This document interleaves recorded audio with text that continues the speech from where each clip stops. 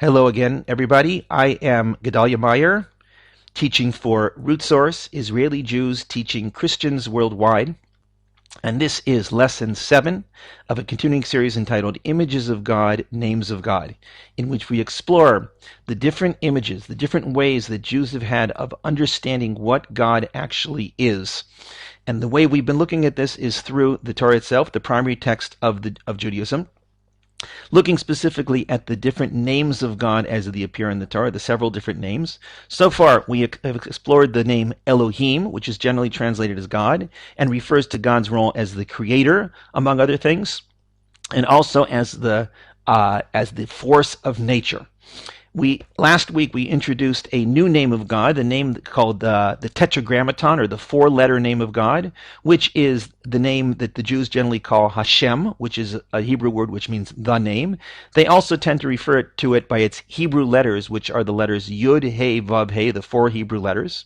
So in these two chapters, chapters 2 and 3 of Genesis, are unique in the entire Bible in that this combination of names is used exclusively. The combination of names does come up elsewhere in the Bible occasionally. It's very rare. In these two chapters, it comes up exclusively. God is always referred to not as Elohim and not as Hashem, but as Hashem Elohim, the combination of the two names. And last week, we introduced the idea that this combination of names maybe means something special. It's the two names together. It's not one name individually, but it's the name Elohim, which refers to God's role, at this point, God's role as the force of nature. And it also refers to Hashem, which is God's role as a personal God that in some way intervenes in the lives of every individual, changing it and shaping it and influencing it in one way or the other. So it's the combination of those two things, the personal God and God as the impersonal force of nature, in some way interacting with man in this one unique place that comprises these two chapters. And that place, of course, is in the Garden of Eden, which is what we're going to explore today. So let's go right to the verses there. Here we are in the first verse talking about the Garden of Eden. It's verse 8 in chapter 2. Vayita Hashem Elohim, there's the two names of God. Gan be'edin mikedem, v'yasem sham et adam asher yatzar. Which means, and Hashem Elohim planted a garden in Eden in the east, and he placed there the man that he formed. So, we have this garden, which is perhaps the most famous garden in all of history, and this story is among the most famous stories ever written, and it talks about the Garden of Eden. It's interesting that in the Torah itself, never actually refers to it as a Garden of Eden. It's more accurately referred to as a garden in Eden. Gan be'Eden is more accurately translated garden in Eden, as if Eden is a specific place, somewhere in the east, and the garden is in Eden. That's what it sounds like, and the fact is, in other verses, in subsequent verses, it talks about specific rivers that come out of the garden as if it was an actual place. And those rivers include what is generally agreed as the Euphrates River and the Tigris River and a couple other rivers that are real rivers, which really indicates that this garden did exist somewhere in the East, perhaps in the Middle East somewhere is the most likely place. Somewhere there was a garden that could be called the Garden in Eden, which was something like a paradise. In other words, this was not necessarily some sort of a pure metaphor with the talking snake and Adam and Eve and so on, but there may have been a very real thing going on there with a person, with two people, and with some sort of other elements that were there, a real garden that they interacted on a very direct level with the combination name of God, with Elohim on the one hand, with the forces of nature, and with Hashem, a personal God intervening in their lives. So the first way that God interacts in their lives is by placing the man in the garden. Again, the woman has not yet been created, but the man has been placed in the garden. Let's see what happens next. In verse 9 it says, Vayitzmach Hashem Elohim, there's the combination again, Min ha'adama, kol eitz nechmad lemar'eh, v'tov lema'achal, v'eitz ha'chayim b'toch hagan, v'eitz hadat tov v'ra. Which means, and Hashem Elohim grew from the ground all trees that were desirous to see and good to eat, and the tree of life in the midst of the garden, and the tree of knowledge of good and evil. So we have three things that are grown in the Garden of Eden. What are they? Three types of things. One is all the trees. which is exclusive of the tree of life and the tree of knowledge. All other trees. And what was the qualities of these trees? Two things. They were desirous to see and good to eat. In other words, there was beauty there and there was food. So they had these two things, a very natural thing in this garden, that Adam, the man who was there, had everything. He had beauty and he had food. This was indeed a paradise, but that's not all he had. In addition to that, Hashem Elohim gave him something else. Two things, as a matter of fact. The tree of life in the midst of the garden, and the tree of knowledge of good and evil. It doesn't say where the tree of knowledge was, but it doesn't say what the tree of life or the tree of knowledge actually were. It simply describes them a little bit, and it's so tantalizingly vague what these two things are that it was left to the minds of thousands or perhaps millions of future Bible interpreters to determine what exactly these things are. And that has become perhaps the most favorite pastime of people who want to analyze the Bible. What were these two trees, the tree of life and the tree of knowledge? First, we have to ask, were they real trees that you could eat from? For instance, was the tree of life a tree that had fruit on it, that if a person ate from it, that person would gain immortality? And was the tree of knowledge of good and evil some sort of a magical tree that if a person ate from it, they would gain knowledge of good and evil?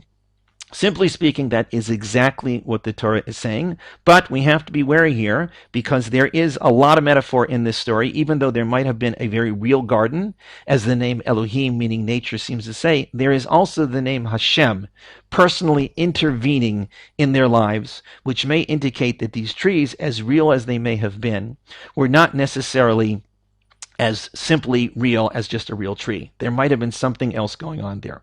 What could that possibly have been? So with the tree of life, we can suggest the following. That life, of course, is a very natural thing. It's a beautiful thing. And if it was just Elohim who was giving the tree of life, it would just be life, and that would be all. But with Hashem here intervening in our lives in a very personal way, the tree of life is much more than that. The tree of life is the beauty of life, of living life to its fullest, of sensing that if I let God into my life, I will have a life that I have lived to the ultimate degree possible. That is what the tree of life is, and that tree was in the garden, and it was available for man to eat from. There was also another tree called the tree of knowledge. It's interesting, it never actually says tree of knowledge of good and evil. The technical translation in Hebrew, Eitz Hadat Tovara, is tree of knowledge, Tov v'ra, good and evil, as if the word of is not really there. It's somewhat debatable whether the word of should be there in translation. If it's not there, it says tree of knowledge, good and evil, as if there is knowledge which can be good or evil. In other words, this tree in some way will inspire man with knowledge, which that knowledge itself has two possibilities, two roads, the good road and the evil road. Let's go to the next verse. Vayikach Hashem Elohim, again, same combination of names, Et Adam, took the man, Vayinichehu began Eden, and he placed him Vayinichehu began Eden lo avda u'leshomra. And Hashem Elohim took the man, and he placed him in the Garden of Eden to work it and to guard it. So here we have man being given a specific task in the garden. The task, it consists of lo avda u'leshomra, to work it and to guard it. These sound like very natural things. A person is given charge of a garden. They have to work it and to guard it. But again, it's not just Elohim here who's giving the orders. It is, or who's running the show. It is Hashem Elohim, which is that personal intervention of God in man's life. So man has to work the garden. It may have been a paradise. It may have been beautiful. He may have had everything there that he could have possibly wanted. He may even have had immortality. But in order to maintain it and to keep it and to remain in the garden, he had to do something. He had to work it and to garden it. It wasn't a free ride. The Garden of Eden was not simply being there and enjoying the fruits of the garden. It was working it and guarding it, protecting it to make sure that it remained. The next verse says, Vayitzav Hashem Elohim al hadam lemor, mikol eitzagan achol tochel. And Hashem Elohim commanded the man, saying, from all the trees of the garden you shall eat. So we've had in all four of the verses we looked at that combination of names, Hashem Elohim. So what is the task that Hashem, the commandment that God is giving man. He gives man the commandment, from all the trees of the garden you shall eat. It's a commandment to eat from every single tree. Now this includes, as we shall see, every tree, including the tree of life. All those trees that were beautiful to see and desirous to the eyes and good to eat. The commandment here that God was giving was eat from those trees. We are commanded to enjoy the world that God made for us. This is one thing that comes out of the Garden of Eden story that is frequently missed. Everything talks about the snake. Everybody talks about the snake and how terrible it was in the fall of man. But there's another thing. We have a commandment to enjoy all the wonder and the beauty and the greatness of the world that God gave us. And that's in this commandment right here. But there's more. Ume'etz hadat tov v'ra lo tochal mimenu. Do not Ki b'yom achalcha mimenu mot tamut. And from the tree of knowledge of good and evil you shall not eat from it, for on the day that you eat from it you shall surely die. So this is the one negative commandment that God gives man. This one tree cannot be eaten from. You shall not eat from the tree of knowledge of good and evil. The tree of life, no problem. They could eat from that tree. It doesn't say again that they would gain immortality from eating from that tree. If anything, it seems like perhaps they would lose whatever immortality they had by eating from the tree of knowledge, in spite of the fact that they might have been eating from the tree of life. But the tree of life, absolutely they could eat from the tree of life. In fact, they were commanded to eat from the tree of life because that's one of the trees of the garden. But the tree of knowledge, good and evil, they cannot eat from it. On the day that you eat from it, you shall surely die. So what does that mean? It would kill them? We know from the rest of the story that Adam and Eve did not die immediately after eating from the tree of knowledge. In fact, they didn't die on that day. They survived for hundreds of years, the Torah says. So what does it mean? Perhaps it means the following, and this is up to interpretation for whoever wants to interpret the Bible. Perhaps it means the following. The wonder of life, the paradise of life, the beauty of life that you can get from enjoying the Garden of Eden and enjoying the tree of life that exists in the Garden of Eden, you will lose that. That will die. You will sense your own impending death, and you will dread it.